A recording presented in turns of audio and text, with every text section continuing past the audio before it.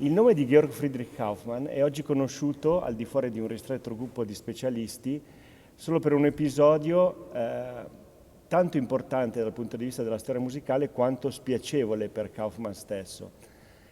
Nel 1722, infatti, il Consiglio Comunale di Lipsia mette a concorso il posto di Thomas Cantor e Kauffmann viene ammesso tra i finalisti e viene anche invitato a suonare e a dirigere una sua cantata.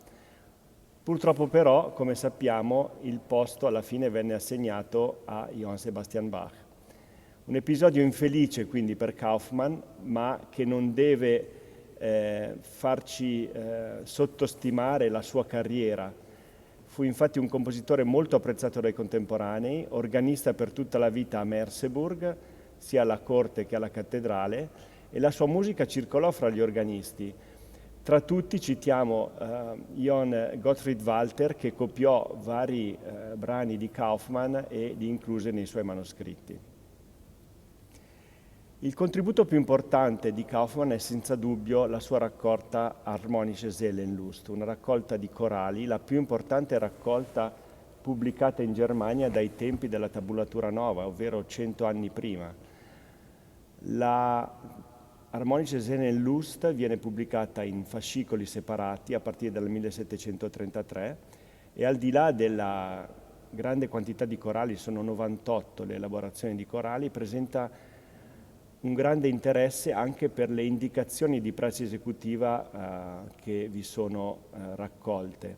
Indicazioni quindi di tempo, di carattere, di articolazione e soprattutto di registrazioni. Quasi tutti i brani dell'Harmonische Seelenlust presentano delle indicazioni di registrazioni, spesso molto originali, molto sorprendenti. Analizzandole e suonandole non si può fare a meno di collegare queste registrazioni con quanto sappiamo del modo di utilizzare l'organo di Johann Sebastian Bach.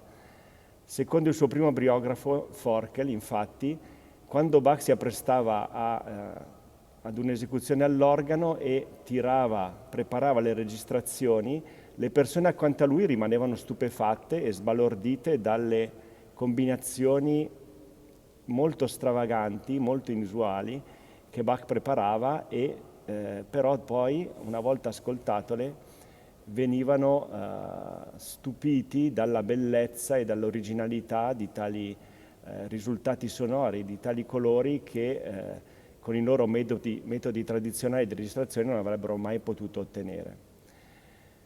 Questo paragone, questa analogia, questo confronto tra le registrazioni di Kauffmann e la descrizione di Bach organista è un po' l'idea alla base del nostro progetto.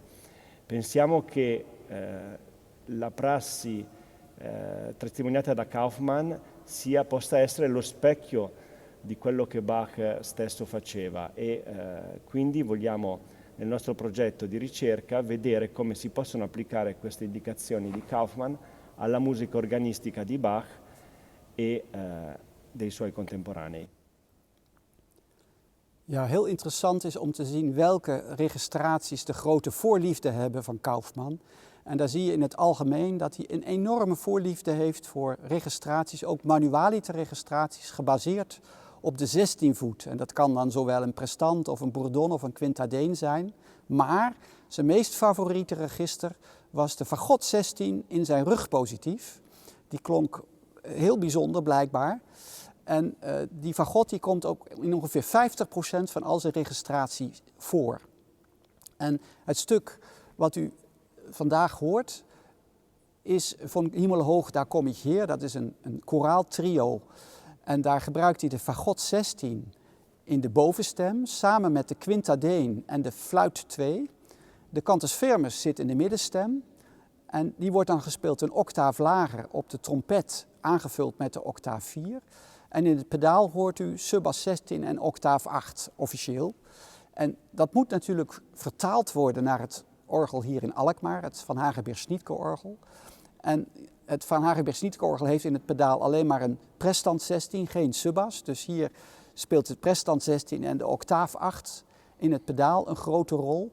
En we missen een fagot 16, maar gelukkig is er een fagot 8, de prachtige fagot 8 op het rugwerk. En die spelen we dan een octaaf lager samen met een aantal andere registers om wat meer boventonen te krijgen. Dus dat is in dit geval de fluit 2 en de fluit 4. Dus beide gespeeld een octaaf lager met de fagot 8. En de registratie voor de cantus firmus kan precies zo zijn als voorgeschreven. Dat is de trompet 4 en de octaaf 4.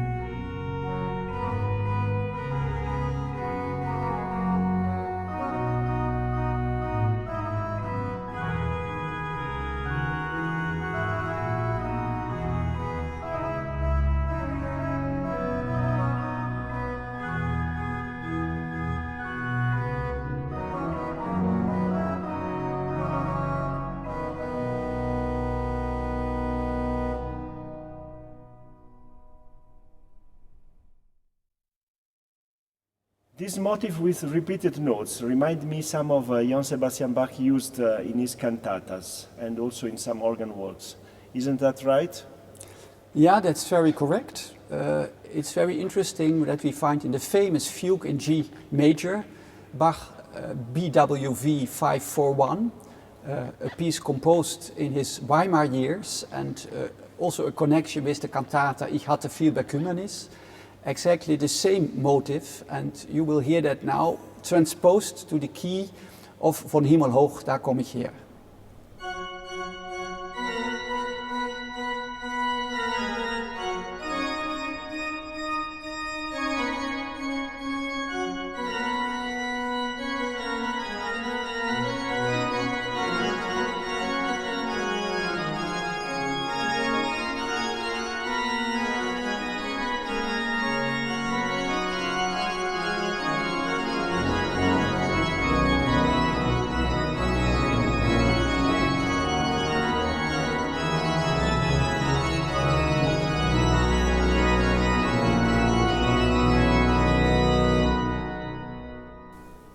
John Bath highlights a link between this choral for Meloch by Kauffmann and the verse 5 of Bach's For Meloch variations. Can you show us an example of what it means? Yeah, I will play the beginning of the fifth and last verse of the canonic variations on Von Himmel hoch, just to demonstrate the similarities.